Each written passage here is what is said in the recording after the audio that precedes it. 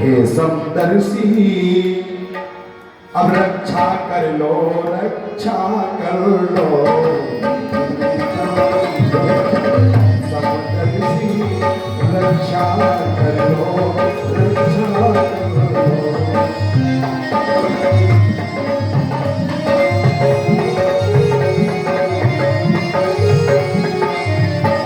मैं करूं पुकार द्वार पे, मैं करूं पुकार द्वार पे, रक्षा कर लो, रक्षा कर लो।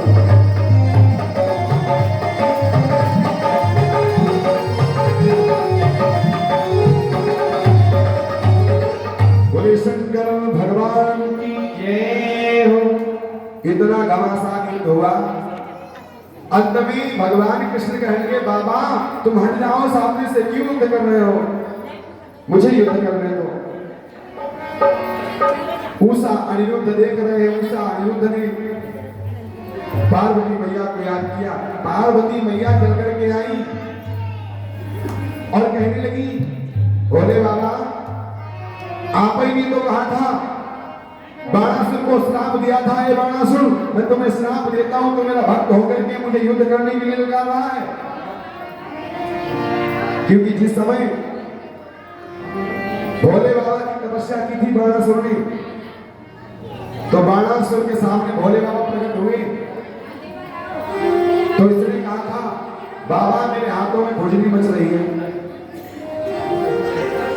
भोले बाबा ने कहा बाणासुर तेरे हाथों में खुजली मच रही तो हम क्या करें? कहा हमारी इच्छा है कि हमारे तुम्हारे दो हाथ हो जाए, युद्ध हो जाए। भोले बाबा ने कही दुष्ट तुझे दाद नहीं आती, तो मेरा भक्त होकर के और मुझी से कह रहा है कि हमारे साथ युद्ध करो। जाओ मैं तुझे श्राप देता हूं, तेरी 10,000 भुजाएं कट करके जमीन पर गिर पड़ेंगी, तूने मुझसे युद्ध के लिए ललकारा। आज वही पार्वती मैया कहती है बाबा तुम किससे युद्ध कर रहे हो? ये कृष्ण है द्वारिका के राजा, ये नारायणी क्षीर सागर के निवासी, और उनसे तुम युद्ध कर रहे हो।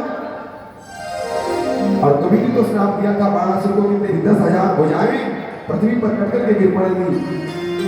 भोले बाबा को ज्ञान आया। भोले बाबा जो कृष्ण से युद्ध कर रहे थे पुनः वापस जाकर के आकाश में विराजमान हो गए। इधर भगवान कृष्ण ने क्या किया? अस्त्र शस्त्रों का प्रयोग करना प्रारंभ कर दिया। जब भोले बाबा साइड पे हट गए, अब बाणासुर का भगवान कृष्ण का सामना हो गया। तो बाणासुर ने भगवान कृष्ण पर अस्त्र शस्त्रों का प्रयोग किया। भगवान कृष्ण को एकदम मूर्छा से आई, जमीन पर गिर पड़े। फिर भगवान कृष्ण को जब मूर्छित देख करके देवताओं ने फिर याचना की प्रभु ये क्या हो रहा है? भगवान कृष्ण ने कहा देवताओं मैं क्या करूं, ये बाणासुर भगवान शंकर का भक्त है और उनके वरदान है कि संसार में इसे कोई नहीं मार सकता केवल भोले बाबा को छोड़ करके। अब भोले बाबा इसे मारेंगे नहीं क्योंकि भोले बाबा का ये भक्त है। क्या करूं? कहा भगवान भोले बाबा ने श्राप दिया था इसे कि इसकी भुजाएं 10,000 भुजाएं करके जमीन पर गिर पड़ेगी। भगवान कृष्ण को वचन याद आया। भगवान कृष्ण ने धनुष पर बाण चढ़ाए और बाण चढ़ा करके एक बाण से 10,000 बाण बना दिए। एक बाण से 10,000 बाण तैयार हुए और 10,000 बाणों ने जाकर के बाणासुर की 10,000 भुजाएं काट दी। और कृष्णचंद्र भगवान ये 10,000 भुजाएं कटी। बाणासुर का शरीर रक्त से लथपथ हो गया। भोले बाबा को याद किया, बाबा चल करके आए। बाबा ने कहा क्यों बाणासुर, कहो मेरा श्राप सच हुआ, मेरी बात सच्ची निकली? बाणासुर कहने लगा मैं धन्य हो गया क्योंकि आपने कहा था संसार में तुम्हें मार तो कोई नहीं सकता, लेकिन जब मैंने आपसे कहा था कि मेरे हाथ में खुजली मच रही युद्ध करो तो आपने मुझे श्राप दिया था। मुझसे युद्ध करने की बात कहता है तेरी 10,000 भुजाएं कट जाएंगी। और आज वही 10,000 भुजाएं द्वारिका के राजा कृष्ण ने काट दी। भगवान कृष्ण ने फिर बाण चलाया, सिर काटने के लिए भोले बाबा ने रोक लिया, मत मारो। क्यों? ये परम भक्त है मेरा, अब मत मारो मोहन इसको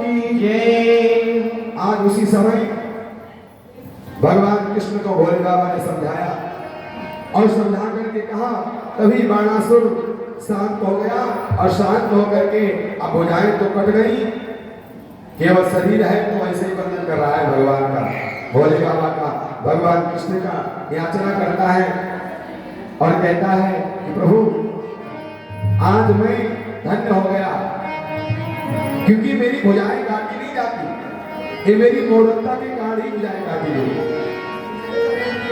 आज मैं पछतावा ये हो रहा है कि अगर मैं भगवान कृष्ण शंकर से युद्ध नहीं मांगता तो आज मैं भुजाएं हाथ जोड़ करके तुम्हारी स्तुति करता, लेकिन क्या करें, हमारी तो मत ही मान गई थी, जो मैं शंकर से ही युद्ध करने की सोच में था तो आज हमारी 10,000 भुजाएं कट गई। अब मेरी एक भुजा भी ऐसी नहीं जो जोड़ करके पुष्प लेकर के तुम्हारी वंदन करूं, इसलिए मनसा वाचा करना से जो भी मैं वंदन कर रहा हूं वो निष्कपट सच्चे भाव से कर रहा हूं। हे मुरली मनोहर, और क्या वंदन किया कि कधार विंदे न पदार विंदम मुखार विंदे न बिनवे सयंतम जगतम बटेतम प्रथमं शयानं बालं मुकुन्दं मनसाये स्वामी। आज भगवान मुरली मनोहर कृष्ण का वर्णन किया कि देवकी सुत गोविंदम वासुदेवम जगतपते देहि मे तनिहं कृष्णं त्वां शरणं गता। देवकी कृष्णाय वासुदेवाय देवकी नंदनाय च नंदगोप कुमाराय श्री कृष्णाय वयं नमः। आज देवकी के पुत्र भगवान कृष्ण का वर्णन किया। भगवान कृष्ण प्रसन्न हो गए और प्रसन्न होकर के कहने लगे, वासुदेव, अब मैं तुम्हें वरदान देता हूं कि तुम भक्त हो जाओ भोले बाबा के परम भक्त, और आज से तुम्हारे संसार में कोई निंदा नहीं करेगा, कोई तुम्हारा नाम दैत्य के रूप में नहीं लेगा, सब कहेंगे भोले बाबा का भक्त वासुदेव बोलो शंकर भगवान। भगवान कृष्ण ने वरदान दिया। उसी समय वाणासुर ने अपनी कन्या उषा को बुलाया और उषा को बुला करके भगवान कृष्ण के पुत्र अनिरुद्ध के हाथ में हाथ दिया और हाथ देकर के कहा, वाणासुर ने मुरली मनोहर भगवान कृष्ण, आज से अनिरुद्ध मेरा दामाद हुआ और भगवान कन्हैया के पुत्र अनिरुद्ध के साथ में उषा का विवाह कर दिया। बोलो शंकर भगवान की, बोलो सच्चे दरबार की, भोले भोले जय हो भोले, भोले भोले गाओ जय हो भोले, भोले भोले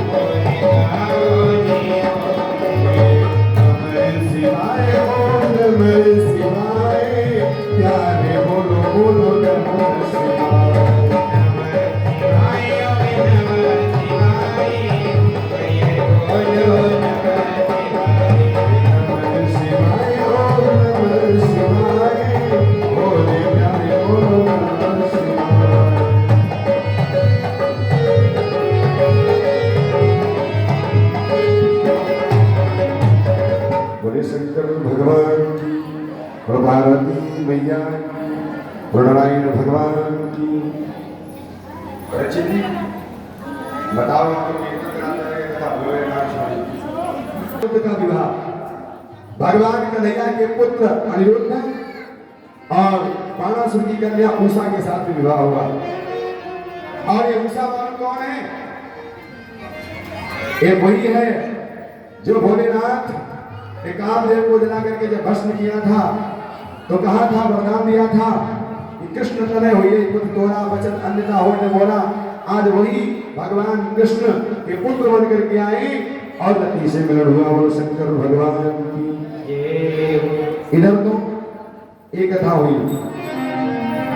आगे स्वर्ग ऋषियों ने प्रश्न कर दिया शिव जी महाराज से, बताइए भोले बाबा के पास मृगचर्म कैसे आई? उस दिन पूछ रहे थे भोले बाबा के पास खाल कैसे आई। आज कथा सुनो, इसी पुराण की कथा है। भोले बाबा मृगचर्म धारण क्यों करते हैं, इसका क्या कारण है सुनो। माता रानी ने जिस समय महिषासुर का वध कर दिया तो महिषासुर का एक पुत्र हुआ जिसका नाम है गजासुर। एक गजासुर दैत्य ने जाकर के भगवान की तपस्या की और तपस्या करके गजासुर ने भगवान से वरदान मांगा ब्रह्मा जी से। और ब्रह्मा जी से वरदान क्या मांगा कि हम संसार में अटल हो, हमें कोई मार ना पाए। ब्रह्मा जी ने कहा क्या कहते हो? कहा हम मार ना पाए, अगर हमारा वध भी हो जाता है, मारे भी जाते हैं तो हमारा शरीर एक अजर अमर रहे। भोले बाबा ब्रह्मा जी ने देखा, ब्रह्मा जी ने सुना तो ब्रह्मा जी ने तथास्तु कह दिया, चलो वरदान दे दिया। अब ब्रह्मा जी वरदान देने में भी नहीं चूके। ये भी नहीं सोचा ये अजर अमर कैसे रहेगा, ये राक्षस है, ये महिषासुर का पुत्र है गजासुर। लेकिन ये अत्याचार करने लगा और जब अत्याचार करने लगा तीनों लोगों में हाहाकार करने लगा, तब भगवान शंकर को प्रकट होना पड़ा। बोलो शंकर भगवान। और जैसे ही भगवान शंकर प्रकट हुई, भगवान शंकर ने गजासुर से युद्ध प्रारंभ कर दिया। युद्ध चलते चलते 100 वर्ष युद्ध चला और 100 वर्ष युद्ध चलते चलते जब गजासुर भगवान शंकर के त्रिशूल से द्वारा मारा गया, जमीन पर गिरा तो मरते मरते इसने भगवान शंकर से वरदान मांगा। गजासुर ने कहा भोले बाबा मैंने आपसे बैर किया, तीनों लोकों में देवताओं को सताया, लेकिन ब्रह्मा ने मुझे एक वरदान दिया था। भोले बाबा ने कहा कौन सा? का ये वरदान दिया था कि तुम अजर अमर हो जाओ। तो ब्रह्मा जी ने कहा ये कैसे हो सकता है? तो हमने कहा अगर हम मारे भी जाएं फिर भी हमारे प्राण भले चले जाएं, लेकिन हमारा शरीर अजर अमर रहे। इतना जब सुना भोले बाबा ने कहा ठीक है। उसने हाथ जोड़ करके भोले बाबा की स्तुति की कि नमामि समीशान निरोमाण रूपम विभुं व्यापकं वेद सर्वोपम।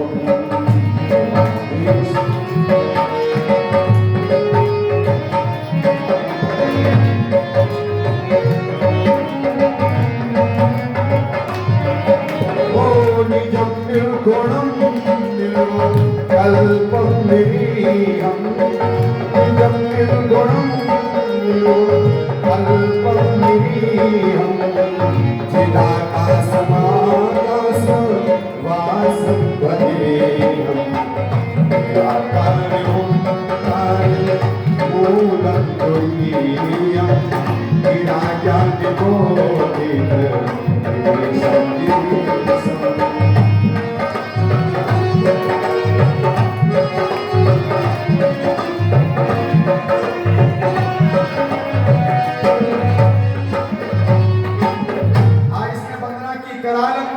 कालम कृपालम, एक कालों के काल महाकाल, करालम का महाकाल कालम कृपालम, गुणागार पारम संसार सारम, तुषारादि संकाश गौरव गंभीरम, मनोभूत कोटि प्रभासी शरीरम।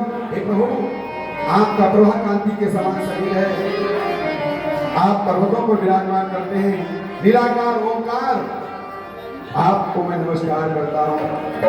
भोले बाबा ने कहा ठीक है, अब मेरे शरण में आ गए, लेकिन भोले बाबा ने उसी समय वरदान दिया और कहा मैं ब्रह्मा का वचन सत्य करता हूँ, आज से तुम तो शरीर को छोड़ करके चले जाओगे, प्राण तो चले जाएंगी, लेकिन तुम्हारा शरीर अजर अमर रहेगा। भगवान ने उस गजासुर की चरण को लिया और धारण कर लिया। उसी दिन से भोले बाबा उस चरण को धारण करते हैं। बोलो शंकर भगवान की जय हो। इस प्रकार से गजासुर का संहार किया और गजासुर का संहार करने के बाद में भोले बाबा बड़ा सुंदर अवतार लेने जा रहे हैं। बोलो शंकर भगवान की जय हो। बोलो पार्वती मैया की जय हो। सभी लोग भोले बाबा का भजन बोलेंगे प्रेम के साथ में। है करामात क्या इनकी और चरणों की रज में, और जाकर के कोई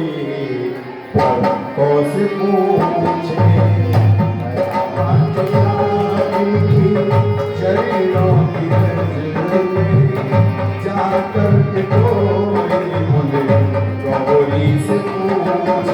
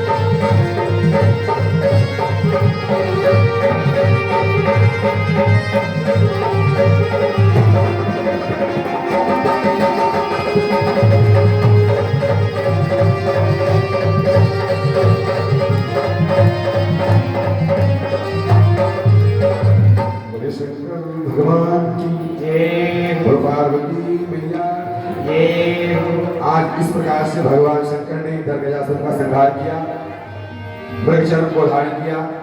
उधर भोले बाबा एक भक्त को वरदान देने के लिए आए हैं। ब्रह्मा जी ने जब सृष्टि की रचना की तो भगवान शंकर और विष्णु चल करके आए। ब्रह्मा जी से भगवान विष्णु भोले बाबा ने कहा कि ब्रह्मदेव आप सृष्टि की रचना कर रहे हैं, एक मैथुनी सृष्टि की रचना करो, यानी अलग ढंग से। तो ब्रह्मा जी ने कहा मैं मैथुनी सृष्टि कैसे करूं? मैथुनी सृष्टि में तो नर और नारी का प्रादुर्भाव होता है। मैथुनी सृष्टि ऐसे नहीं रची जाती है, केवल एक नहीं हो सकता, उसमें नर भी होना चाहिए और नारी भी होनी चाहिए।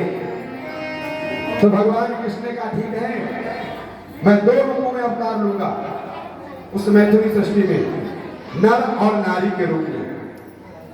ब्रह्मा जी को भगवान भोले बाबा ने वरदान दिया। इधर ब्रह्मा जी ने मैथुनी सृष्टि रचने के लिए ब्रह्मा जी चले हैं। उससे पहले भगवान शंकर ने अष्टमूर्ति के रूप में दर्शन दिया। भगवान भोले बाबा की 8 मूर्तियां हैं, 8। कौन सी? पहली मूर्ति में भगवान शंकर ने सर्व नाम से जन्म लिया, एक भोले बाबा का नाम सर्व हुआ। दूसरी मूर्ति में भगवान शंकर ने अवतार लिया भव नाम से। तीसरी मूर्ति में भगवान रुद्र आए और चौथे में भगवान शंकर दुर्ग आए। 5वें अवतार में भगवान भोले बाबा भीम के रूप में आए। 6ठे रूप में भोले बाबा पशुपति के नाम से आए। सातवें रूप में भोले बाबा ईशान रूप में आए और अष्टमूर्ति यानी आठवें रूप में महादेव से उत्पन्न हो गए। और महादेव भगवान की जय हो। इधर तो भोले बाबा ने अष्टमूर्तियों के रूप में अवतार लिया, 11 रुद्रों के साथ में अवतार लिया, 11 रुद्र तांडव कर रहे थे। उसी समय भोले बाबा ने देखा 11 रुद्रों का तांडव, तो भोले बाबा चल कर गए, हे रुद्रों ये क्या कर रहे हो? रुद्र कहने लगे, ऐ शंकर मैं तुम्हारे ही अंश से प्रकट हुआ हूँ, लेकिन ये रुद्र ऐसे शांत नहीं होंगे। कैसे शांत होंगे? ये रुद्र जब ही शांत होंगे जब आपका परम भक्त अपने शीशों को काट करके हमको चढ़ाएगा, तब ये रुद्र शांत होंगे, नहीं तो पूरी पृथ्वी लोक में हाहाकार मचा देंगे। अब बता, भगवान का भक्त ऐसा हो जो अपने सिरों को काट करके अर्पण करे, तब ये रुद्र शांत होंगे। तो भोले बाबा के कहने पर वैसा ही भोले बाबा ने किया। रुद्रों ने कहा तो भोले बाबा ने एक अवतार लिया। कौन सा? 11 रुद्रों के साथ में। और कौन है वो? महावीर हनुमंतलाल। भोले बाबा ने 11वें रुद्र को लेकर के हनुमंतलाल के रूप में प्रकट हुए। बोले हनुमंतलाल की जय। उसी त्रेता युग में भगवान शंकर का एक भक्त हुआ जिसका नाम था रावण। क्योंकि शंकर से रुद्रों ने कहा था ये रुद्र जब ही शांत बैठ सकते हैं जब आपका भक्त अपने सिरों को काट करके चढ़ाए। तो कहा कि ऐसा भक्त कौन हुआ? का रावण। रावण ने क्या किया? रावण की कथा तो सब जानते हैं, लेकिन शिव पुराण में आई है, सुनते चलिए। वृंदावन बिहारी लाल कि अवधपुरी ही रघु कुल मणि राव और वेद विदित दशरथ तेरा।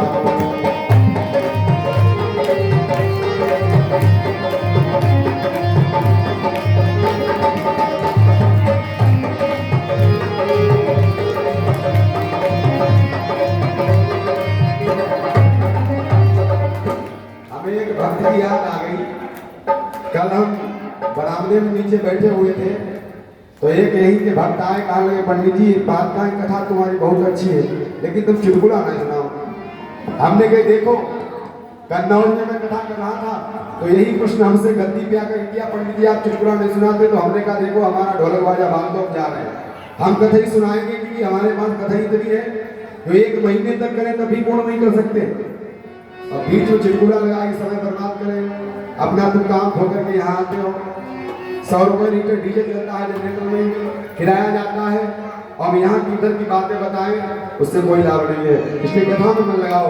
वृंदावन बिहारी लाल की। तो देखो आज अवधपुरी रघुमन राव वेद विदित दशरथ तेई राव। अयोध्या में महाराज दशरथ हुए जिनकी 4 संतानें हुई। कौन? राम लक्ष्मण भरत शत्रुघ्न। चारों पुत्रों बाल लीलाओं को प्रदर्शित करके धीरे धीरे बड़े हुए।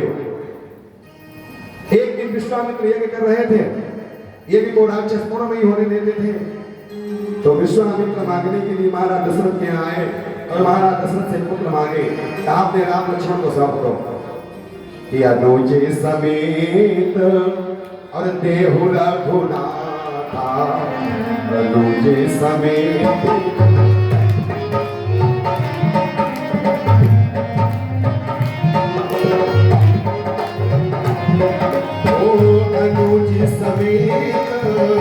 अनुज समेत देहु रघुनाथा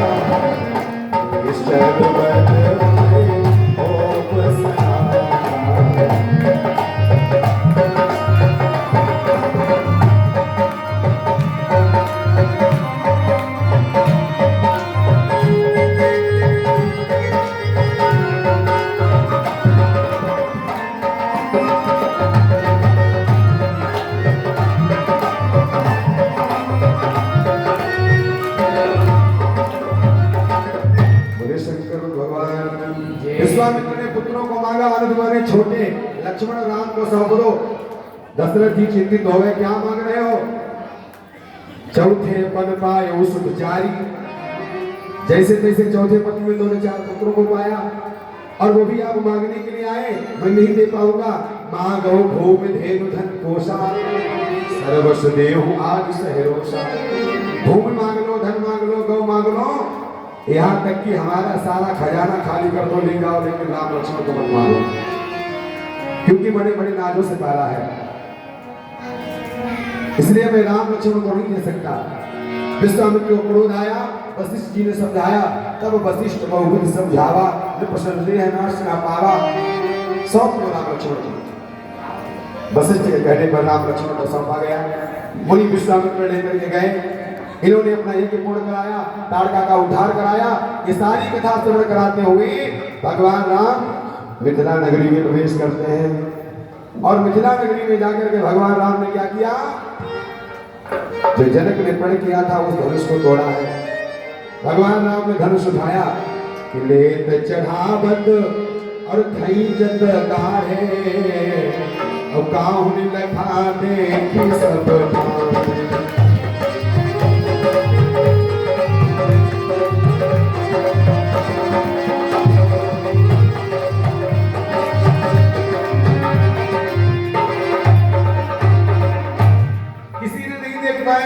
धनुष किसने उठाया, किसने उठा करके तोड़ा, केवल ये देखा कि राम जी धनुष के पास जा रहे हैं।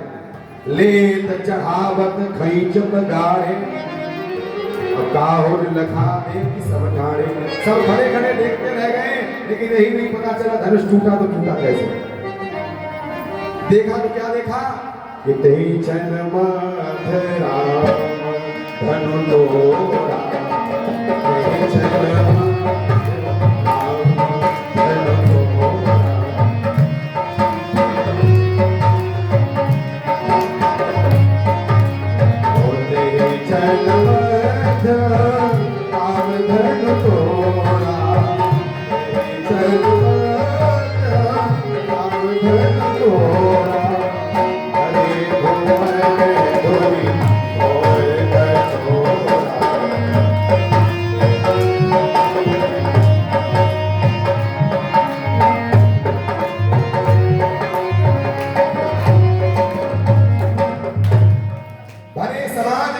धनुष के टुकड़े पड़े हैं। और जैसे ही धनुष टूटा, टूटत ही धनु भयो विवाह।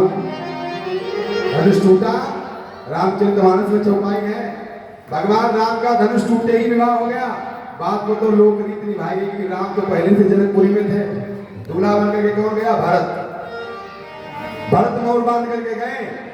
राम का तो विवाह पहले हो चुका था, भरत शत्रुघ्न लक्ष्मण का विवाह बाद में हुआ। राम का विवाह धनुष टूटा क्यों हो गया कि टूटत ही धनु और भयो विवाह, और सुर नर नाग विदित सब गाओ।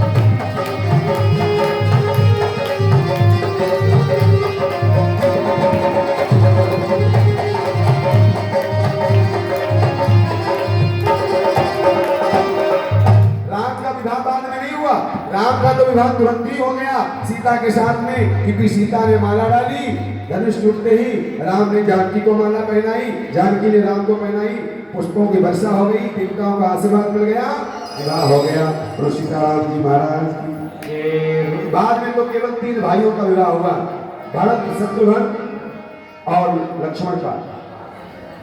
राम का सीता के साथ में हुआ, भरत का मांडवी के साथ में हुआ, शत्रुघ्न का सुकृति के साथ में हुआ, और लक्ष्मण का उर्मिला के साथ में हुआ।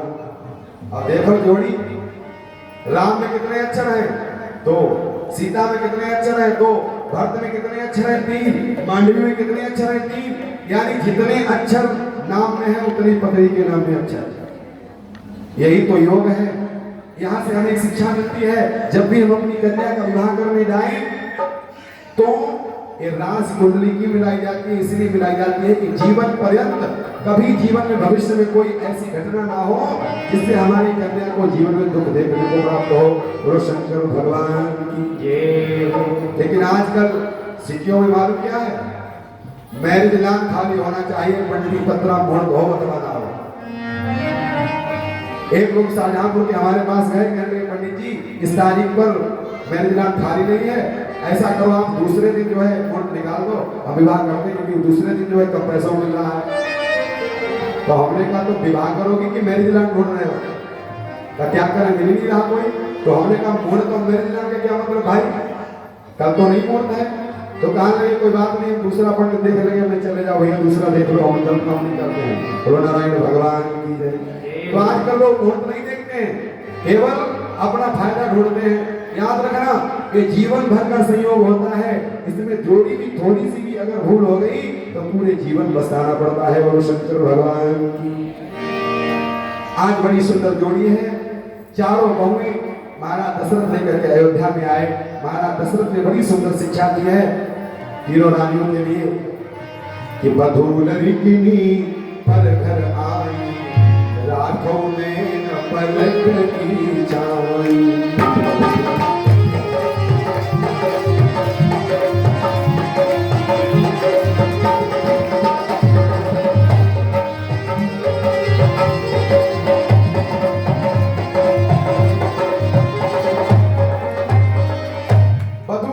पर घर आई, राखों नैन पलक की छाई। बहुओं की रक्षा सास को ऐसी करनी चाहिए जैसे आंखों की रक्षा पलक करते हैं, ऐसी रक्षा करनी चाहिए। बोलो नारायण भगवान। ये महाराज दशरथ ने शिक्षा दी और शिक्षा देकर के धीरे धीरे एकदम चलता रहा। एक दिन महाराज दशरथ ने सोचा हमारे कानों पर बाल सफेद हो गए हैं, अब राजकाज को त्याग करके और राम को राजा बनाना चाहिए। ये विचार करके वशिष्ठ के पास गए। वशिष्ठ ने ये नहीं कहा कि राजा बना दो, वशिष्ठ ने कहा जैसी सबकी सहमति वैसी सहमति, आदेश दे दिया। अब दशरथ इतने बावले हो गए, समझ नहीं पाए क्या बात बताई। गुरुजी ने आकर के सूचना कर दी कल राम राजा बनेंगे, राम राजा बनेंगे, सूचना फैला दी। अब इधर विवाह की राज्य की तैयारी होने लगी। देवताओं ने देखा अगर राम राजा कहीं बन गए तो क्या हाल होगा। उसी समय देवताओं ने सरस्वती को बुलाया और कैकेयी की दासी है मंथरा, इसकी बुद्धि को पलटवा दिया। और जब बुद्धि को पलटवाया, जैसे ही बुद्धि को पलटा, मंथरा ने देखा, जाकर के कैकेयी के पास गिर पड़ी। महारानी गजब हो गया। क्या हुआ? महाराज दशरथ ने अच्छा नहीं किया। क्या कि मंथरा ने सुना कैकेयी से कहा राम का राज होगा फसल के लिए।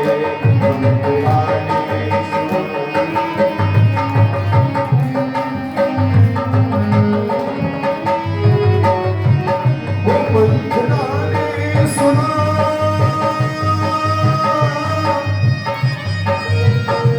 मंथरा ने सुना कैकेयी से कहा राम का राज होगा फसल के लिए। और भरत में नुमा उम्र भर के लिए, भरत में नुमा उम्र भर के लिए, राम का राज होगा फसल के लिए।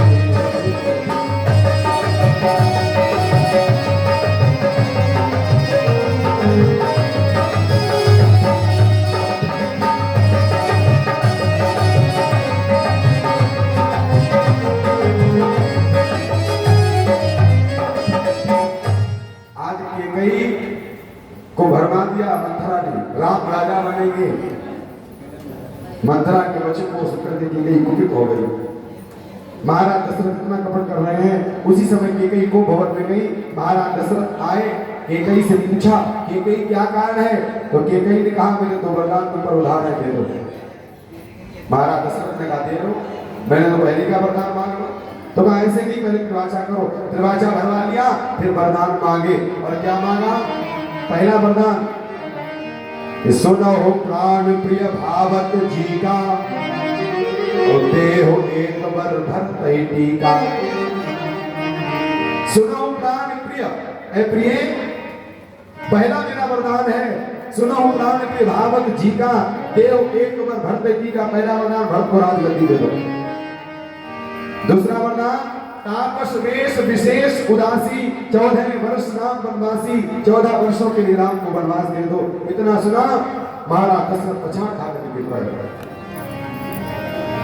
उसी समय दशरथ ने कहा कि तुमने अच्छा नहीं किया कि कई सुन मेरे राम बन जाएंगे, कई सुन मेरे राम बन जाएंगे और उनके गम में मेरा गम निकल जाएगा, कई सुन मेरे राम बन जाएंगे।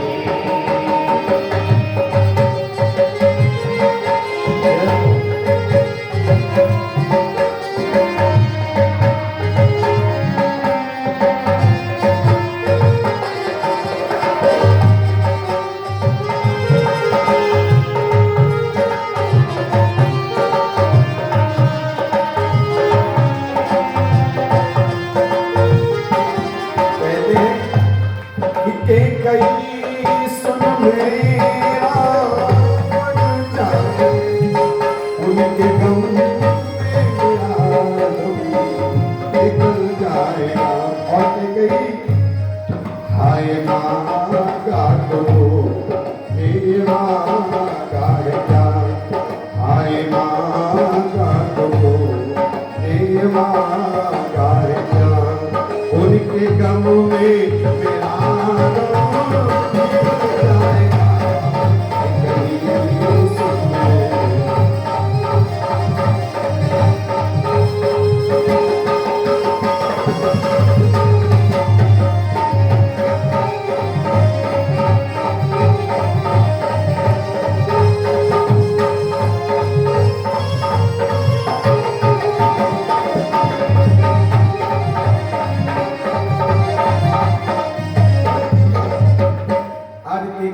वचनों को सुन करके दशरथ मूर्छित हो गए। उसी समय कैकेयी ने कहा, अगर आपके कुल की रीत है रघुकुल रीत सदा चली आई, प्राण जाए पर वचन न जाई, अगर कुल की रीत बदलना नहीं चाहते हो तो फौरन आपको बच जाने की तैयारी करो, और नहीं तो कह दो ये दशरथ इतना लालची था, इतना लोभी था, जिसने पुत्रों के मोह में कुल की रीति को बदल दिया। या तो राम को घर बैठा लो या राम को बनवास भेज दो। अगर बनवास भी भेजोगी तब तो कुल की रीत चलेगी, और अगर राम को वन में नहीं भेजा तो दशरथ तुम भूखे हो जाओगे। महाराज कैकेयी के व्यंग भरे बाणों को सुनकर के महाराज दशरथ बेहोश हो गए, मूर्छित होकर गिर पड़े। उसी समय भगवान राम आ गए। राम ने सुना भैया कैकेयी ने मेरे लिए वन मांगा है, बन जाने की सारी तैयारी हुई।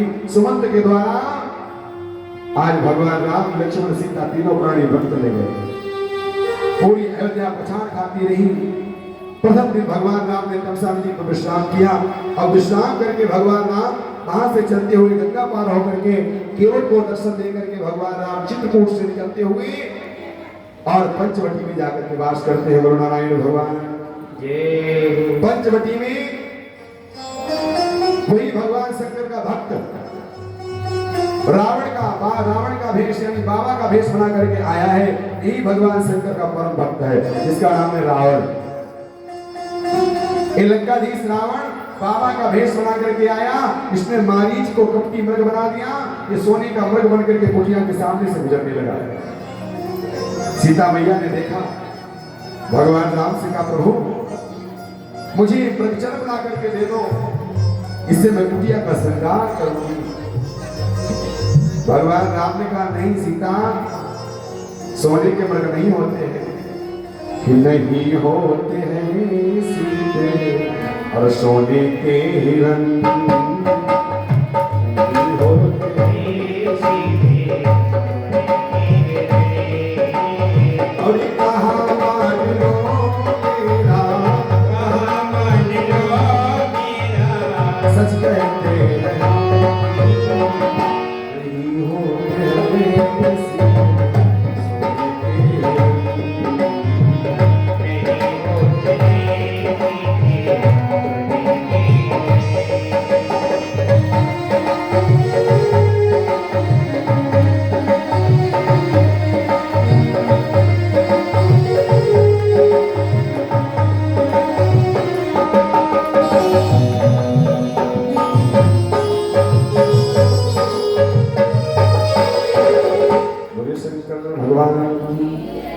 समझाया भगवान राम ने सोने के वृक्ष नहीं होते हैं, लेकिन सीता नहीं मानी। माया से माया स्पर्श हो रही थी कि सीता भी नकली और मृग भी नकली।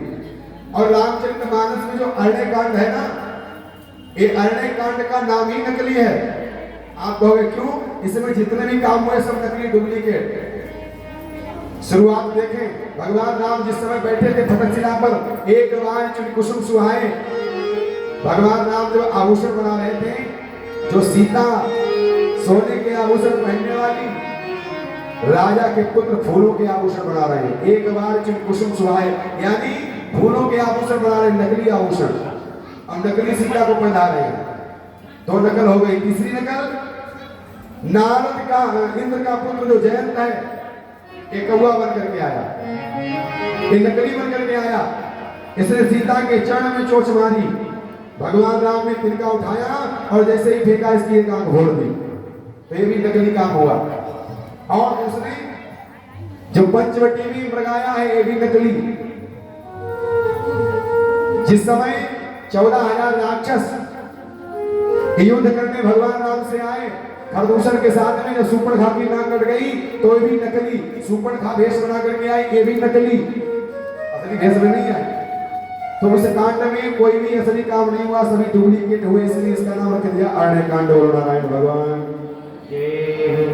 अब जब खरदूषण सूर्पणखा की नाक कट गई, खरदूषण मारे गए, जाकर के सूचना दी भगवान सीता का हरण करने के लिए। उसी समय भगवान के साथ में सीता विराजमान है। आज वही चल करके रावण बाबा का भेष बना करके आया, उसने सीता का हरण कर लिया और हरण करके ले जा करके शोकों से भरी हुई सीता ठहराई गई अशोकों में, अशोक वाटिका में, अशोक वृक्ष के नीचे ठहराई। तब भगवान राम खोज करते हैं। आज वही भगवान शंकर का भक्त रावण, जिसके 10 सिर है, इसने देखा कि मैंने सीता का हरण करके लंका में ले आया हूं, वो भगवान नारायण हैं, उनका अवतार हो चुका है, वो हमसे युद्ध जरूर करेंगे। तो इसने भगवान शंकर की कठोर तपस्या की और अपने 10 सिरों को काट करके भोले बाबा को अर्पण करने लगा। बोलो शंकर भगवान की। क्योंकि ब्रह्मा जी ने कहा था भोले बाबा से, मैं मैथिली सृष्टि की रचना जब करूंगा, जब आप ऐसा अवतार लें जिससे नर नारी की उत्पत्ति हो, तो उसी समय भगवान ने कहा कि मेरा ऐसा भक्त होगा जो 10 शीश अर्पण करेगा। आज वही 10 शीश रावण काट काट करके एक एक करके भोले बाबा को अर्पण कर रहा है। तो 11 रुद्र हैं और 10 रुद्रों को रावण ने 10 शीश चढ़ाए, तो 10 रुद्र तो शांत हो गए, एक रुद्र बचा है। वो कौन है? वीर बजरंगी। जब 10 रुद्रों को रावण ने अपने 10 शीश चढ़ा करके शांत कर दिया, तो 10 रुद्र तो शांत बैठ गए भगवान शंकर के अंश, लेकिन 11वां रुद्र, एक रुद्र बचा है, वो पूरे संसार को सता रहा है। उसने अंजना के यहाँ हनुमान के रूप में अवतार लिया। बोले हनुमंत लाल की जय हो। अब हनुमान जी अवतार लेकर के आए। उस रुद्र ने देखा कि 10 रुद्रों को तो शांत कर दिया, लेकिन मुझे शांत नहीं किया। तो हनुमान जी गए सीता की खोज में, लंका में जाकर के उथल पुथल मचाई और रावण की सोने की लंका को जला दिया। क्योंकि 10 रुद्रों को तो शांत कर दिया, एक रुद्र बाकी है, अब वो भाग रहा है। तो वही हनुमान 11वें रुद्र जाकर के रावण की सारी लंका को सोने को जलाया है। वही कहते हैं भगवान कि 11वां रूप रुद्र जब आयो, तब बजरंगी नाम आयो।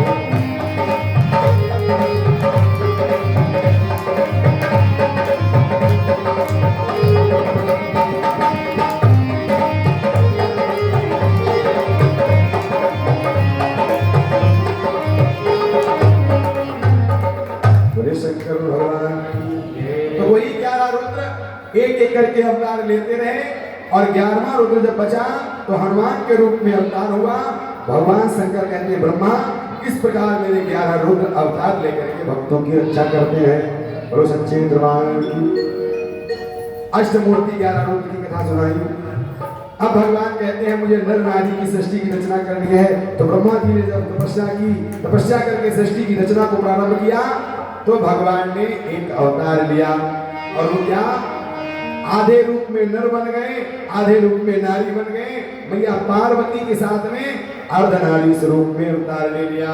बोलो अर्धनारीश्वर भगवान की। सभी देवताओं ने जय जयकार की और जय जयकार करके अर्धनारीश्वर भगवान की पूजना की और स्थापना करके वही ब्रह्मा जी ने एक मंदिर बनाया जहाँ आधे मूर्ति में पार्वती है, आधे मूर्ति में भगवान है। अर्धनारी स्वरूप की मूर्ति को विराजमान करके ब्रह्मा जी ने पूजन प्रारंभ कर दिया। पूजन करते करते ब्रह्मा जी वहां बैठे रहे।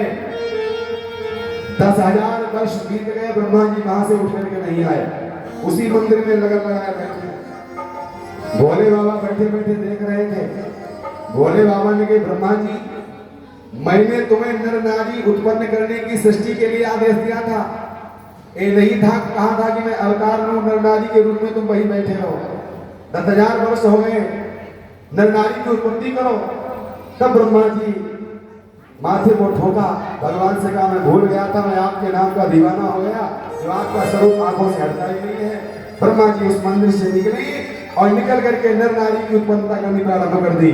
और कैसे की, कि दाएं बाएं अंगों में से सृष्टि पुरुष और नारी।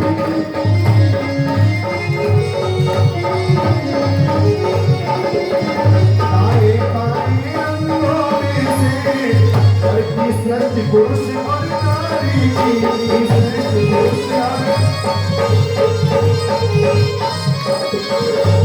सृष्टि पुरुष और नारी। और कौन नर नारी बताए? एक अंग से स्वयं मनु सतरूपा की शतरूपा नाम दुलारी।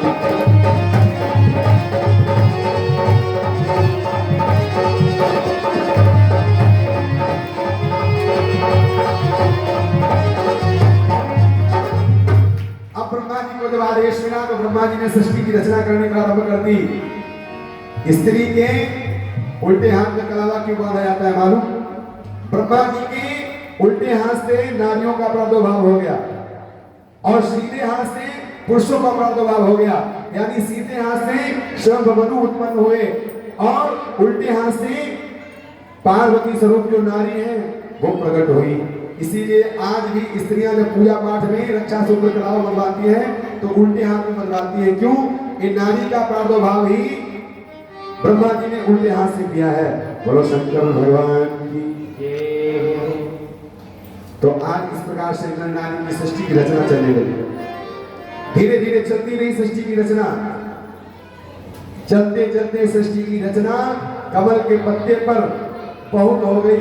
ब्रह्मा जी ने याचना की, प्रभु क्षीर सागर के निवासी भोले बाबा ने सृष्टि रचना का आदेश दे दिया, लेकिन अब सृष्टि को हम कहाँ बनाएं? क्यों? कहाँ इस कमल के पत्ते पर कब तक रुकेगी? क्योंकि पृथ्वी तो हैलांछन वो ले गया। तो भगवान ने उसी समय बराह रूप धारण किया, शुक्र रूप लेकर के हिरणाक्ष का वध किया और पृथ्वी को स्थापित किया और पृथ्वी पुनः उस पर चलने लगी। नारायण भगवान पुरी स्वयं मनु से नेमिषारण क्षेत्र में जाकर के 23,000 वर्ष तपस्या की। कितने हजार वर्ष? 23,000 वर्ष नेमिष में जाकर के स्वयं मनु ने तपस्या की भगवान की। भगवान प्रकट हुए, वरदान मांग लो, वरदान मांग लो, वरदान मांग लो, लेकिन स्वयं मनु वरदान नहीं मांगते। पूरा शरीर जर्जर हो गया। पहले तो फलों को खा करके तपस्या की, फिर पत्तों को खा करके तपस्या की, फिर पत्तों को भी छोड़ दिया, जल पी करके तपस्या की, जल भी छोड़ दिया, वायु पी करके तपस्या की। अब पूरा शरीर में अस्थियां ही अस्थियां रहेगी, कुछ नहीं रह गया शरीर में। 23,000 वर्ष जिसने तपस्या की, अन्न का दाना नहीं खाया, उसका शरीर कैसा होगा? भगवान कहते बड़ी दया आती, वरदान मांग लो, स्वयं मनु वरदान मांग लो, लेकिन स्वयं मनु वरदान नहीं मांगते। भगवान लौट गए, फिर याचना की, फिर भगवान चल करके आए। भगवान ने कहा वरदान मांग लो, मैं थक चुका हूँ, तुम्हारी भक्ति को लेकर के प्रसन्न हूँ। स्वयं मनु ने आंखें खोली, प्रभु मुझे वरदान देना चाहते हो? कहाँ का दरवाजा करो। भगवान क्या वरदान मांगा कि दान शिरोमणि कृपा निधि नाथ कहो सत्यभान और चाहो तुम्हें समान सुख प्रभु संग बंधुरान। दान शिरोमणि एक कृपा निधि, दान शिरोमणि कृपा निधि नाथ कहो सत्यभान। मैं नाथ सत्य कहता हूँ और चाहो तुम्हें समान सुख, सुतमाने पुत्र चाहो तुम्हें समान सुख प्रभु संग बंधुरा। मैं तुम्हारे समान बेटा चाहता हूं, बस ये वरदान चाहता हूं। भगवान क्षीर सागर के निवासी ने वरदान दे दिया और कहा जाओ मैं तुम्हारे आंगन में बालक बनकर के आऊंगा और एक जन्म में नहीं, जाओ तीनों जन्म में सतयुग त्रेता द्वापर जब भी तुम मुझे याद करोगे, कलयुग तक को अगर मुझे सच्चे भाव से याद करोगे तो मैं कलयुग में कलियुग रूप में अवतार लूंगा और सतयुग में ध्रुव के रूप में तुम्हारे यहाँ दर्शन दूंगा, ध्रुव रूप में आऊंगा। भगवान नारायण का ही अंश ध्रुव की 5 वर्ष के बनकर के आए, ध्रुवंश में आऊंगा और त्रेता में राम बनकर के आऊंगा तुम्हारे आंगन में और द्वापर में मैं कृष्ण बनकर के आऊंगा और कलयुग में कलियुग बनकर के आऊंगा। गुरु नारायण भगवान आज अवतार दे दिया, वरदान दे दिया। सब मनु शत्रु का वहां से चले गए, नैमिष में जाकर के और बड़ी सुंदर समाधि लगा करके भोले बाबा का आराधन करना प्रारंभ कर दिया। अभी विष्णु का आराधन किया तो विष्णु से वरदान ले लिया और स्वयं मनु शत्रुपा ने भोले बाबा का आराधन किया। गुरु नारायण भगवान की नमः शिवाय, ओम नमः शिवाय, हर हर भोले नमः शिवाय, शिवाय ओम नमः शिवाय, हरि हरि भोले नमः शिवाय, शिवाय ओम नमः शिवाय, हरि हरि भोले नमः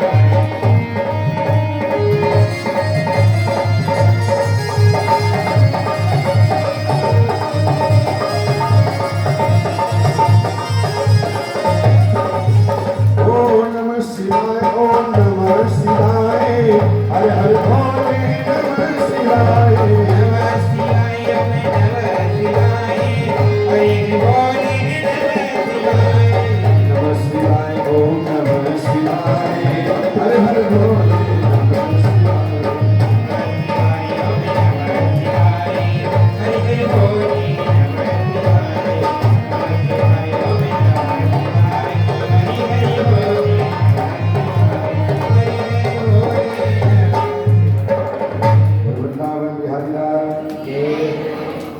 भैया लोग तो बोल रहे हैं नमः शिवाय बोल रहे हैं, आवाज आ रही है, लेकिन माताएं मैंने बिल्कुल चुपचाप बैठी है।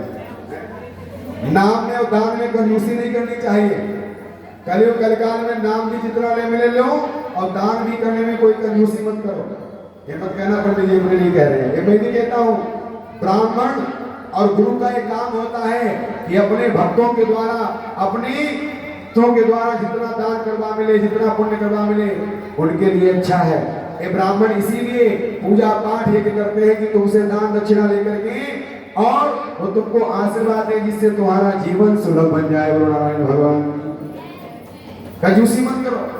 एक सेठ जी थे बड़े कंजूस, कथा सुनने जाया करते थे, कथा होती थी तो 1 10 का नोट जेब में डालते थे और कथा हो जाती थी, चढ़ाते नहीं थे, लौट आते थे। गर्मी का मौसम, लास्ट दिन कथा का रह गया, गांव में चल रही थी तो सेठ जी 10 का नोट डाल करके ले गए और सोच रहे इतने दिन हो गए नहीं चढ़ाए, 6 दिन चलो बाद चढ़ाए देंगे। लेकर के पहुंचे, बैठे कथा पंडाल में और सब पैसे चढ़ावे दान करे। सेठ जी निकाले और देखे रख ले, फिर देखे फिर रख ले, चढ़ावे नहीं। पूरा समय हो गया, कथा हो गई, 3 घंटे की आरती होने लगी तो जेब में से निकालो मिलाओ अब चढ़ाए दे। गर्मी का मौसम, पसीने में नोट भीग गया और भीगते भीगते नोट जब तक कई बार निकाला और जेब में डाला वो आधा हो गया। अब कहने लगे देखो रोबो मती तुम आधे हो गए, पसीना भीग गया, कुछ कारो और आधे टुकड़ा जेब में धर ले और फिर भी क्या कहा, देखो ना तुम कथा में चढ़े ना हमारे पास रहे, अब तुम्हें फेंकने हुई, बोलो गोविंद भगवान की जय। तो इसलिए आपने धन पैदा किया, अपने बच्चों को पढ़ा लिखा भी नहीं पाया, भोजन की व्यवस्था भी सही ढंग से नहीं कर पाई और दान भी नहीं कर पाया, तो तीसरी धन की गति है नाश की नाश। अगर घर में नहीं लगाया और दान भी नहीं किया और जाकर के ठेके पर मदिरा का पान किया, तो समझ लो वो घर में धन भंडा ढार कर देगा। बोलो नारायण भगवान की जय। तो इसलिए दान भी करते रहो और भगवान का नाम लेते रहो। बोलो सच्चे दरबार की। बड़ी सुंदर कथा आ रही है। इधर स्वयं उन्होंने वरदान नारायण से ले लिया, भोले बाबा की कठोर साधना करनी प्रारंभ कर दी। कठोर साधना को चलते चलते बहुत समय व्यतीत हो गया, तो भोले बाबा प्रकट हुए। भोले बाबा से कहा, प्रभु मैं आपसे एक वरदान मांग रहा हूं, क्या आप भी मेरे पुत्र बन करके आए? भोले बाबा ने कि मैं पुत्र बन करके आऊं? कहा पृथ्वी लोक में भारतवर्ष में आप मेरे बेटा बन करके आए कि मैं वरदान मांगता हूं। भोले बाबा ने कहा तथास्तु, जाओ ऐसा ही होगा। भोले बाबा ने भी वरदान दे दिया। अब ब्रह्मा की आराधना प्रारंभ कर दी स्वयं मनु और सतरूपा ने। जब ब्रह्मा जी की तपस्या की तो ब्रह्मा जी प्रकट हुए। ब्रह्मा जी ने कहा क्या मांग रहे हो? कहा आप मेरे बेटा बन करके आए, ये भी मैं मांग रहा हूं। ब्रह्मा जी को ही पुत्र रूप में मांग लिया, तो ब्रह्मा ने भी वरदान दे दिया और ब्रह्मा भी पुत्र बन करके आदेश दे दिया, आशीर्वाद दे दिया। बोलो नारायण भगवान की, बोलो प्रदेव भगवान की। तीनों देवताओं ने वरदान दिया है पुत्र बन करके आने के लिए। आज वही भारतवर्ष में माता बड़ी सुंदर सती हुई है, जिनका नाम है अत्रि की मुनि की पत्नी अनसुईया। बोलो अनसुईया मैया की, बोलो सच्चे दरबार की। आज सुंदर समय आया। वो अनसुईया मैया चित्रकूट में निवास करती है। चित्रकूट में अत्रि मुनि है अनसुईया के पति, जो बड़े प्रेम के साथ में रहते हैं। अनसुईया इतनी बड़ी पतिव्रता स्त्री है कि हर समय अपने पति के चरणों की सेवा करते रहते हैं। अत्रि मुनि ने समाधि लगा ली, समाधि में लीन है और चित्रकूट में सूखा पड़ा हुआ है। 12 वर्ष जल नहीं बरसा चित्रकूट में। अनसुईया खड़ी है कमंडल लिए हुए, कब स्वामी जागे कब जल मांगे। अत्रि मुनि की जैसे ही समाधि खुली तो अत्रि मुनि ने कहा कि देवी जाकर जल ले आओ और हमको है प्यास लगी।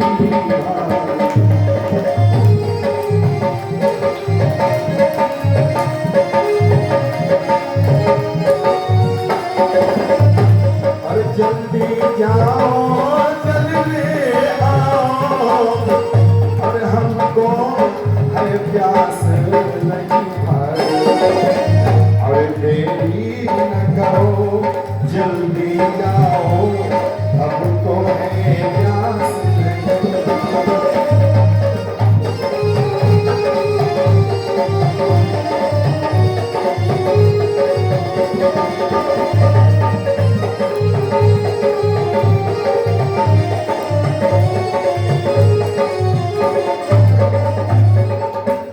अनसुईया ने कमंडल उठाया, अत्रि मुनि की समाधि खुली।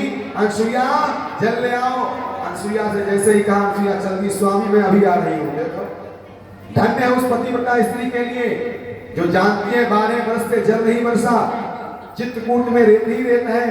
और पति ने कहा जल लाओ, तो पत्नी ने कहा ठहरो मैं अभी जा रही हूँ। अब आजकल की पत्नियों को नल चलाना महंगा पड़ जाता है? पति कहा जल ले आओ, मैं खुद ले लो, लोटा उठाओ पी लो। जल देना महंगा। मैं जा रही हूँ मंदिर में बेलपत्री चढ़ाने भोले बाबा पे, अपने आप उठाओ गिलास और ले लो निकाल के टंकी से पानी। कोई फायदा नहीं जल चढ़ाने से, शंकर जी पर ऐसे। पति प्यासे जल मांग रहे हैं, तो जा रही हूँ मंदिर में बेलपत्री चढ़ाने। अनसुईया ने कहा ठहरो स्वामी मैं ला रही हूँ जल। चलती हुई जा रही है, हर जगह रेत ही रेत है, कहीं जल की बूंद दिखाई नहीं दे रही है। चलते चलते एक कुटिया दिखाई पड़ी।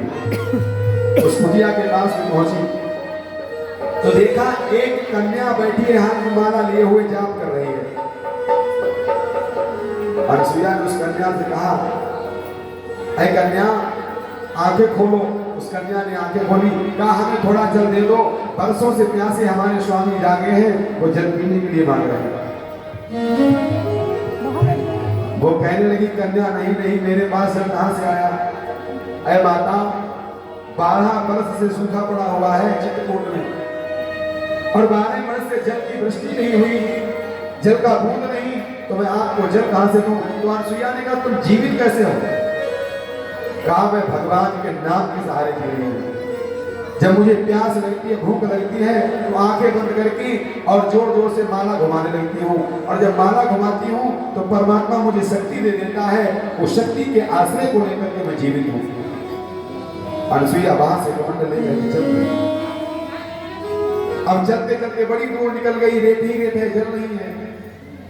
तो अनसुईया ने गंगा मैया को याद किया, ऐ मां, यदि मैं आज जल लेकर के नहीं गई तो मैं अपने प्राणों को गवा दूंगी। और क्या कहती है? यदि आज मैं जल लेकर न गई और प्यासे पति मेरे जाएंगे, और पति के ही साथ में अनसुईया ये अपने प्राण गवाएंगे।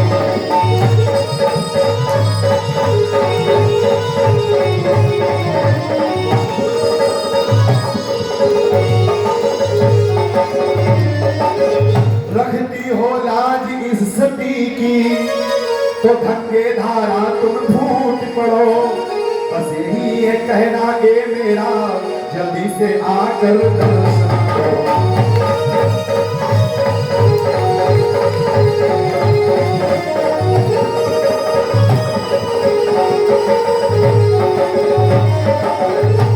ऐ मां, अगर आज तुमने दर्शन नहीं दिया तो मेरे वर्षों के प्यासे स्वामी बैठे हैं, मैं उनको जल नहीं दे पाई तो पति से पहले ये सती हो जाएगी, ये अपने प्राण गवा देगी। इतना कहा, मैया गंगा की कलकल की धारा फूट उठी, बोलो गंगा मैया की जय हो। और जैसे ही गंगा प्रकट हुई, अनसुईया ने जय जयकार की, सभी देवताओं ने पुष्पों की वर्षा की। अनसुईया ने कमंडल में जल भरा। उन्हीं गंगा का नाम है मंदाकिनी गंगा। आज भी चित्रकूट में अत्रि मुनि के आश्रम के पास से गुजर रही है, तो चित्रकूट में गया है, उसने मंदाकिनी गंगा का दर्शन किया है। गंगा मैया की देवी गई है, गंगा का दर्शन किया है। चित्रकूट में जो भी गया है वो दर्शन करता है, और चित्रकूट में जाकर के जो मंदाकिनी गंगा का दर्शन नहीं करेगा उसे चित्रकूट का दर्शन का लाभ प्राप्त नहीं होगा। ये प्रभाव है गंगा का। बोलो गंगा मैया की जय हो।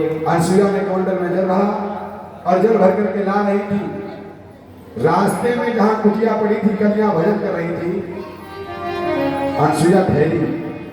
अनसुईया ने कहा, ये बात बताओ, तुमने ये तो बता दिया कि मैं नाम के सहारे जाप कर रही हूं, लेकिन तुम इस छोटी सी अवस्था में भजन कर रही हो, इसका कारण क्या है? कौन हो तुम, कहाँ रहती हो? तो बताया कि मैं हूँ कुबेर की और बेटी माँ, और नर्मदा मही कहलाती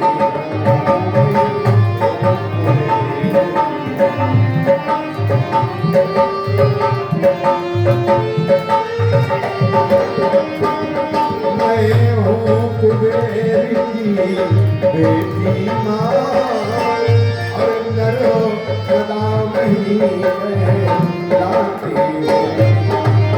और पति सेवा से वंचित होकर तप करने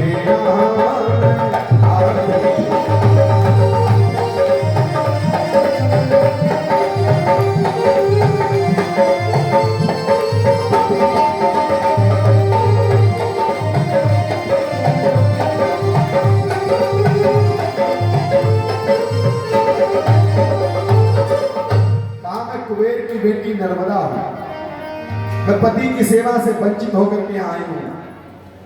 अनसुईया ने कहा, पति की सेवा से वंचित? कहा, मेरा जिसके साथ में विवाह होता है वो पति मर जाता है। एक नहीं, मैंने कई विवाह किए, गंधर्व विवाह किए, लेकिन फिर भी मेरे पति जीवित नहीं बचे, पति मर गए। इसलिए मैंने सोचा पति के चरणों का तो स्थान मुझे नहीं मिलेगा, लेकिन मैं आपकी शरण चरण में जाकर के और भगवान नारायण की तपस्या करूंगा, इसलिए मैं तपस्या करूंगा। अनसुईया ने कहा हम ऐसे ही तुम्हें पहुंचा दे सब लोग को। नर्मदा ने कहा बहुत अच्छी बात। अनसुईया ने नर्मदा को अपने कमंडल से जल लिया और छींटा लगाया, वो नर्मदा ऐसे ही स्वर्गलोक चली गई। बोलो नर्मदा मैया की जय, बोलो अनसुईया मैया की जय। इधर अत्रि मुनि के पास अनसुईया चल करके आई और कमंडल में जल लेकर के आई, जल पिलाया, प्यास को शांत किया। उधर उमा रमा ब्रह्माणी इन तीनों ने देखा कि नर्मदा बगैर पति की सेवा किए हुए स्वर्गलोक में आ गई, तो स्वर्गलोक से धक्का दे दिया और ढकेल दिया पृथ्वी लोक में आकर एक गिरी। और अनसुईया से कहती मैया आपने मुझे स्वर्गलोक में भेजा, लेकिन उस उमा रमा ब्रह्माणी ने मुझे धक्का देकर के नीचे भेज दिया।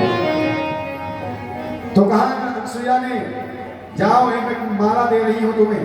अनसुईया मैया ने एक माला बनाई और माला को दिया नर्मदा को, ये नर्मदा ये माला ले जाना और प्रातः काल सवेरे सबसे पहले जो तुम्हें मिले उसी के गले में माला डाल देना। ठीक, अनसुईया मैया ने माला दे दी। नर्मदा वो माला लेकर के आई, अपने महलों में निवास कर रही थी। अब पूरी रात सोई नहीं, जागती रही। जैसे ही सवेरा हुआ घर से बाहर निकली तो सबसे पहले अंधा पुरुष दिखाई पड़ा, जिसके हाथों में कुष्ठ है, शरीर में कुष्ठ रोग है, अंधा है, जर्जर शरीर है, जो ढंग से चल नहीं सकता। उसी के गले में नर्मदा ने माला डाल दी, क्योंकि अनसुईया ने कहा सबसे पहले तुम्हें जो मिले उसी के गले में माला डालना। अब माला डाल दी, उसी को पति बना लिया। घर में लाई, स्नान कराया, कपड़े पहनाए, सुंदर भोजन बनाया, खिलाया। अब तो चरणों की सेवा करने लगी नर्मदा। सेवा करते करते कई दिन बीत गए। प्रातः काल 4 बजे का समय, अपने पति को स्नान करने के लिए मंदाकिनी गंगा में ले जा रही थी चित्रकूट में। रास्ते में मांडव ऋषि तीर्थ यात्रा करके आए, थक गए, तब बीच रास्ते में बैठ करके विश्राम करने लगे। नर्मदा का पति अंधा था, इसे दिखाई नहीं देता था, ठोकर लगी, मांडव ऋषि के ऊपर जाकर गिर पड़ा। जैसे ही मांडव ऋषि के ऊपर गिरा, मांडव ऋषि ने श्राप दे दिया, अय अंधे तुझको दिखाई नहीं देता है, जब मेरा श्राप है कि प्रातः होते ही अय अंधे तो अपने प्राण गवा।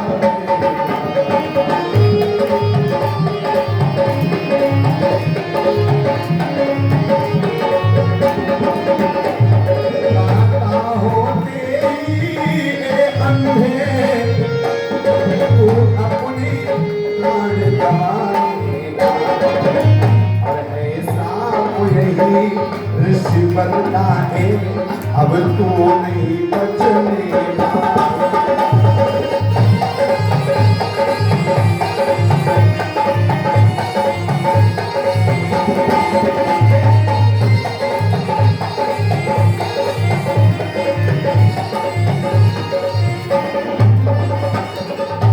मांडव ऋषि ने कहा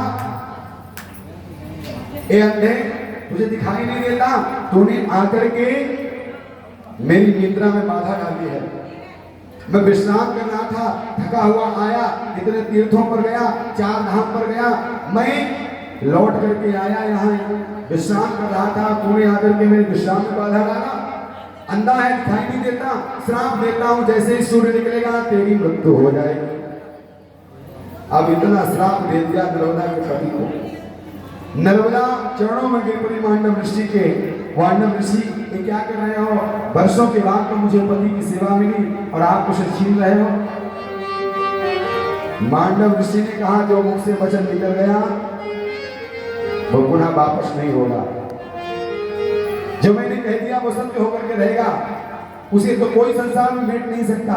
सूर्य निकलते ही इसके प्राण चले जाएंगे। नर्मदा ने कहा श्राप वापस नहीं होगा और नहीं होगा। क्या सच कहते हो? मांडव ऋषि ने कहा और क्या मैं झूठ कहता हूं? तो नर्मदा को क्रोध आ गया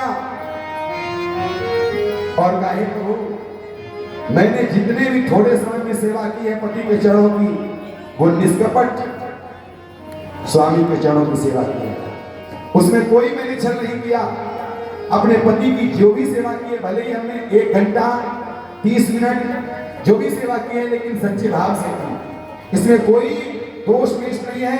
इसलिए मैं पति के चरणों का ध्यान करके कहती हूँ, यदि मांडव ऋषि का वचन है कि सूर्य निकलते ही पति के प्राण चले जाएंगे, तो नर्मदा का भी यह वचन है कि सूर्य ही नहीं निकलेगा, प्रातः काल ही नहीं होगा जो मेरे पति के प्राण जाएंगे। अब तो 3 दिन हो गए सूर्य नहीं निकल रहा, हाहाकार मच गया है। ब्रह्मांड की सृष्टि जो बनी हुई है, वो सृष्टि का जो है अदन होने लगा।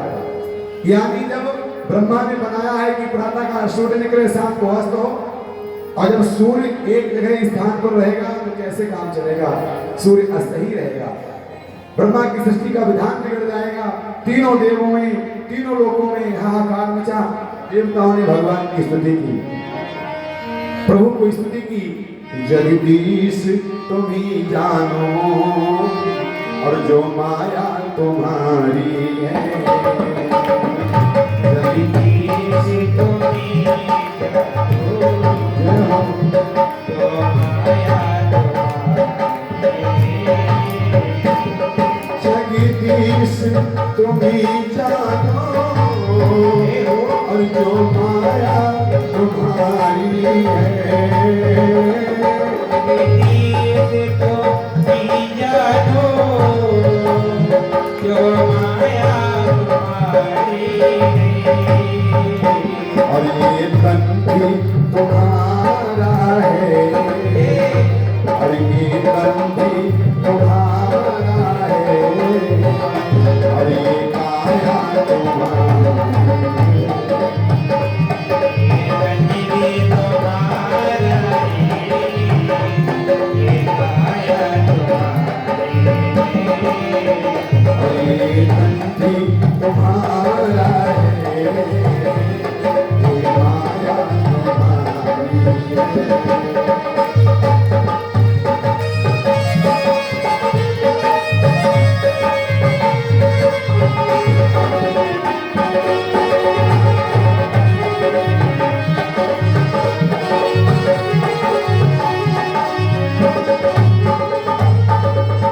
सभी देवताओं ने याचना की।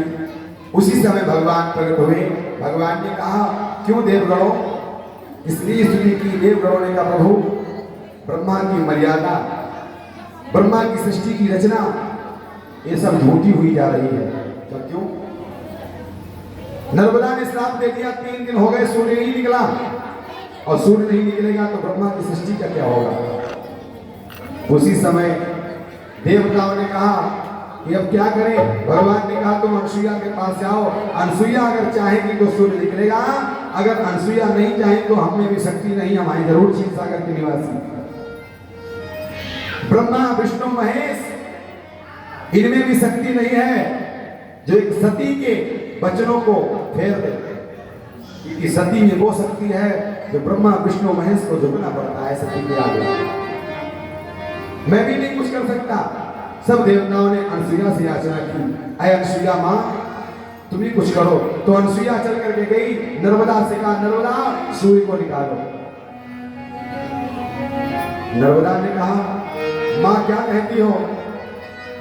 वर्षों के बाद मिली सेवा जो आज हमसे जाती है, कितने यत्नों के बाद मुझे पति पूजा मुझको मिल पाई।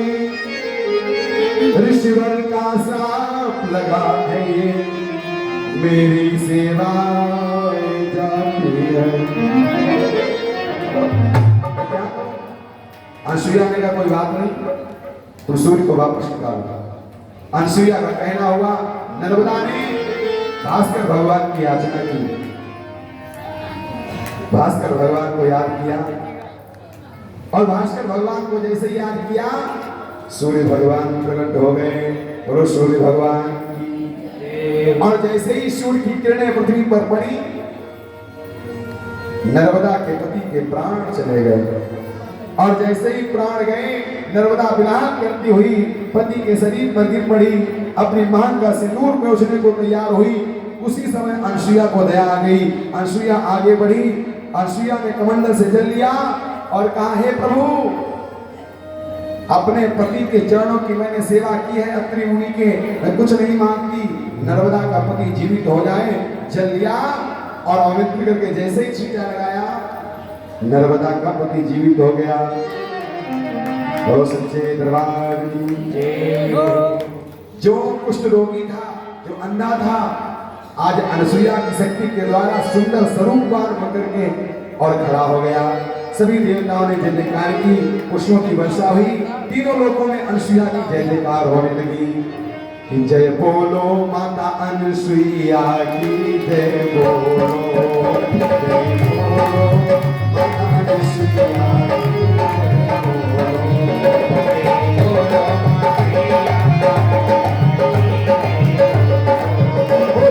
बोलो माता अनसुईया की, जय बोलो माता अनसुईया की, जय बोलो।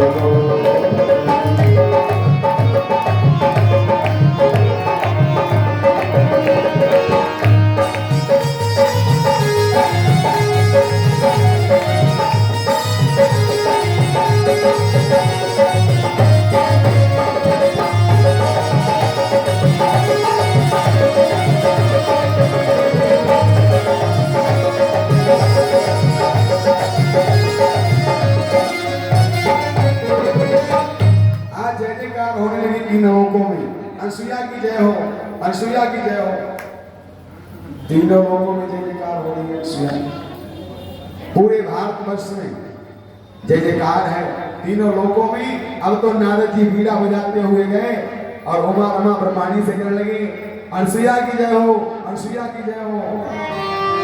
रोज नारायण जपते थे नारद, आज अनसुईया की जय जय बोल रहे हैं। उमा रमा ब्रह्माणी कहने लगी, नारद खाते हो हमारे यहाँ और बजाते उस भारत की देवी की, भारत की नारी की। नारद ने कही, तुम्हारी तो थर्ड क्वालिटी में गिनती नहीं तीनों। अच्छा, वो भारत की देवी, हम स्वर्ग की देवियां, और हमारी थर्ड क्वालिटी में गिनती नहीं। नारद ने कहा, हाँ मैं सत्य कहता हूं, वो भारत की देवी है, लेकिन अनसुईया की जय हो, अनसुईया की जय हो। आज तो मैं नारायण का नाम भूल गया, केवल अनसुईया की जय बोल रहा हूं, क्योंकि अनसुईया नाम में बहुत बड़ी शक्ति है। ये भारत की पतिव्रता स्त्री है, भारत में ऐसी देवी है जिसने पृथ्वी लोक में जय जयकार कराई है। उमा रमा ब्रह्मांड के अच्छा अनसुईया पतिव्रत धर्म देख रहे हैं। आज नारद का जाना हुआ, तीनों देवियां अपने अपने लोक में गुस्सा होकर बैठ गई, क्रोध में आ गई और जाकर के अपने सारे श्रृंगार को बिगाड़ दिया। तीनों देवियों ने क्या किया कि सारा श्रृंगार बिगाड़ लिया, साड़ी को अपनी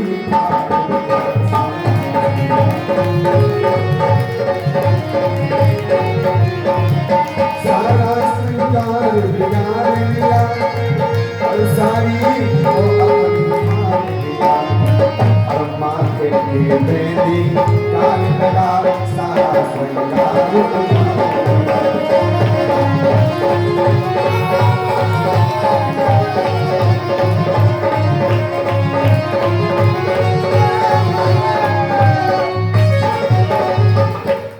श्रृंगार जो था तीनों देवियों ने उल्टा किया। जो माथे पर बेंदी लगाने वाली वो गाल पर लगा ली, ओठों की लाली आंखों में लगा ली, आंखों का काजल ओठों में लगा लिया, साड़ी फटी पहन करके और अपने अपने को भवन में जाकर के लेट गई। ब्रह्मा विष्णु महेश अपने अपने लोकों में प्रवेश करते हैं तो क्या देखते हैं, तीनों देवियां गुस्सा गाल गुफा कर रही थी। पूछा क्या हुआ, क्यों क्रोध कर रही हो? चले जाओ, हम तुमसे नहीं बोलते। बोले बाबा ने की बात क्या है बताओ तो पार्वती मैया से। पार्वती मैया कहती बस रोज कहते हो भाग घोट लाओ, कहीं कुछ करो कहीं कुछ कहो, रोज गाना सुनते रहते हो, अब पता लगेगा कि हम जा रहे हैं आज कहाँ। मैं के चली जाऊंगी तुम देखते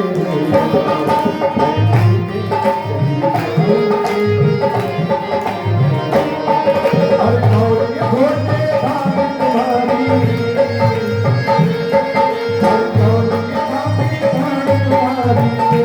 रे रहियो मैं बैठे मैं पीहर चली जाऊंगी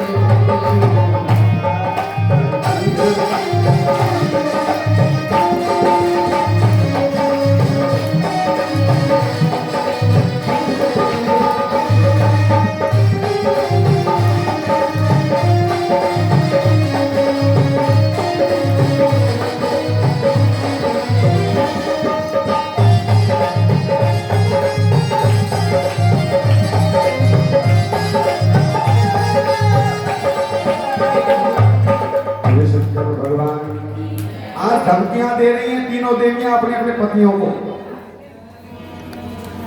तीनों देव परेशान, बात बताओ बात क्या है, क्या हुआ?